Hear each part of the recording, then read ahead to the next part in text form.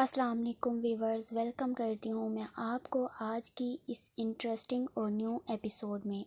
ہمدانی صاحب نے انہل کو پیار سے گلے لگاتے ہوئے کہا، بڑے پاپا ہم نے آپ کو بہت مس کیا۔ یو نو واٹ، ہم یہاں آپ کے لیے ہی آئے ہیں۔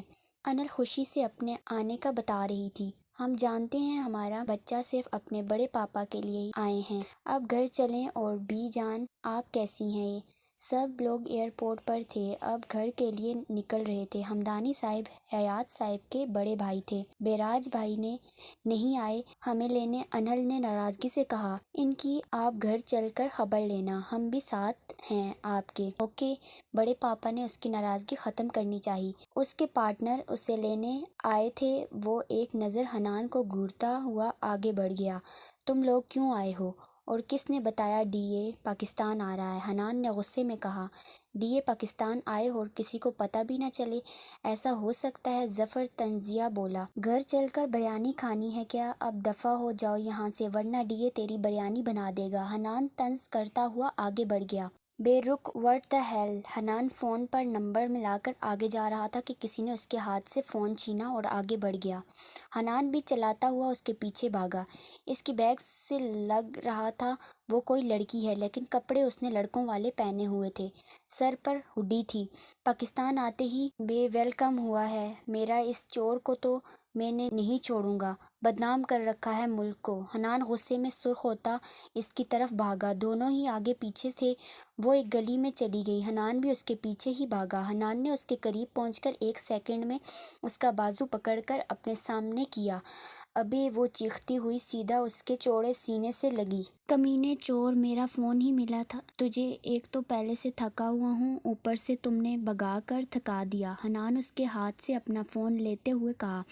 پھر اس کے چہرے پر نظر گئی تو وہ ایک پل کے لیے دیکھتا ساکت رہ گیا۔ وہ تو لڑکی تھی، اس کا سرخ چہرہ، وہ گہرے گہرے سانس لے رہی تھی۔ کمینے کس کو بولا ہے؟ اپن تیرا منہ توڑ دے گا، کمینہ ہوگا تو، تیرا پورا خاندان۔ تیری ہیلو مس چورنی، میرے خاندان کو کیوں گالیاں دے رہی ہو؟ اور شرم نہیں آتی؟ عورت ہو کر چوری کرتی ہو؟ حنان کو تو اس کی باتیں سن کر ہی دماغ گھوم گیا۔ اس کے منہ سے گالیاں اپنے اور خاندان والوں کے لیے سن کر اسے بیچ میں بولا۔ غصے سے اس کے دونوں بازو پکڑ کر دیوار کے ساتھ پن کیا۔ ظافا کو اپنی غلطی کا شدت سے احساس ہوا۔ اس نے غلط آدمی پر ہاتھ صاف کیا ہے۔ وہ لمبا چوڑا اس کے سامنے کھڑا سرخ آنکھوں سے اس کو گھور رہا تھا۔ اس کے مردانہ ہاتھ اس کے بازو پر سخت گرفت مضبوط بنائے ہوئے تھے، پر وہ بھی ظافا تھی، کسی سے نہ ڈرنے والی۔ ڈر تو اسے لگا، پر خود کو سنبھالتی ہوئی اس کے سامنے کھڑی تھی۔ عورت کس کو بولا رے؟ اور اپن چور ضرور ہے، پر میں صرف پیسے چوری کرتی ہوں، یہ فون اپن چوری نہیں کرتی۔ وہ تیرے کو سائڈ پر کرنا تھا۔ یہ جو تو اپنی محبوبہ سے چپکا ہوا تھا نا۔ سامنے ایک بوڑھی عورت گاڑی چلا کے آ رہی تھی، اور اگر تو اڑ جاتا تو بیچاری اس عورت کو جیل جانا پڑتا، جس نے کل ہی گاڑی چلانی سیکھی ہے۔ ایک تو ان انگریزوں نے اپنا بوجھ یہاں بھیج دیا ہے۔ ظافا نے غصے میں چلا کر کہا۔ تم نے مجھے سائڈ پر کرنا ہوتا تو آواز دیتی، یا پھر میرا ہاتھ پکڑ کر پیچھے کرتی۔ فون کیوں چھینا؟ حنان نے اپنی سرخ آنکھوں سے اس کو گھورا۔ اپن کو یہ سزا اچھی لگی تو اپن نے دے دی، اب چھوڑو میرے کو، ظافا نے غصے میں کہا اور اپنا بازو چھڑوایا۔ تم واقعی ایک چور ہو؟ حنان کو یقین نہیں آیا۔ نہیں، اپن پرائم منسٹر ہے، بول کیا کرے گا پاگل کمینہ، ظافا غصے میں بول کر آگے بڑھ گئی۔ حنان حیرانی سے اس لڑکی کو دیکھ رہا تھا کہ یہ لڑکی اتنی بدتمیز اور بات کرنے کی تمیز تک نہیں تھی۔ اس میں وہ کھڑا اسے سوچ رہا تھا۔ جب اس کا فون بجا تو وہ ہوش میں آیا، گہری سانس لے کے آگے بڑھ گیا۔